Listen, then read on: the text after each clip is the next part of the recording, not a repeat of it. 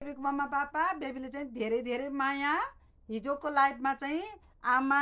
Fruit cutting सेटको चाहिँ video बनाइदिनुहोस् भन्नुभयो भएर आयो ल भिडियो ल अब चाहिँ यसलाई अनबक्सिङ गर्न जाँदैछु एकैछिन हस् आमाले पुरै निकाले आमाले आजसम्म यो देखाएको चाहिँ थिएँ तर यो कस्तो हुन्छ भन्ने चाहिँ मलाई पनि थाहा थिएन के है यो यस्तो हुँदो रहेछ भनेपछि यसको सेट यो रहेछ हैन अनि यसको सेट यो रहेछ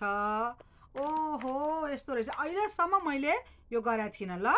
अनि भनेपछि यस्तो मिल्नु पर्ने रहेछ ल भनेपछि यो चाहिँ नाइफ रहेछ यो चाहिँ चपिङ बोर्ड रहेछ अनि यो चाहिँ सेट रहेछ मलाई थाहा थिएन है अब यस्तो गर्ने अनि यसरी यस्तो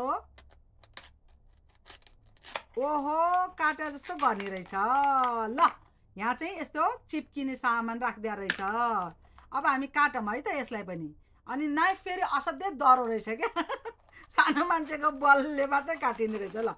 आहा ल जे होस् यहाँनिर चाहिँ यो च्यार च्यार हुने खालको हुन्छ नि बेल्टहरूमा त्यस्तोवाला रहेछ ल अनि बनाना रहेछ अब मैले पहिल्यै भनिसकेँ यो चाहिँ फोल्डिङवाला हुन त होइन रहेछ तर सानो मान्छेलाई पनि ठिक छ सानो मान्छेलाई मात्र ठिक छ आमालाई चाहिँ बेठिक रहेछ आमाले बाँच्दैला भनेर पिर लाग्यो त अनि यस्तो गर्ने रहेछ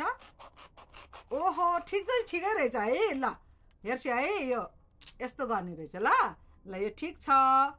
रमाइलै रहेछ यो ग्रेप्स रहेछ यो सिक्नको लागि मात्रै हो नि त हैन ल ग्रेप्स अब यसो गर्ने ल कटिङ गर्ने चाहिँ सेट भने यस्तो रहेछ मैले पनि पहिलोचोटि हेरेको मलाई पनि थाहा थिएन यदि हजुरहरूलाई यो राम्रो लाग्यो भने चाहिँ लिन आइबक्से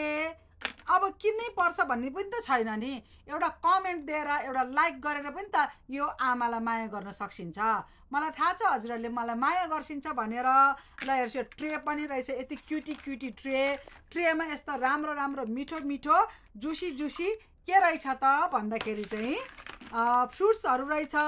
ल यस्तो गरेर चाहिँ मैले राखिदिएँ यदि हजुरहरूलाई मन पर्यो आमाको भिडियो भने चाहिँ एक लाइक एक कमेन्ट एक सेयर गरिदिबक्स्योस्।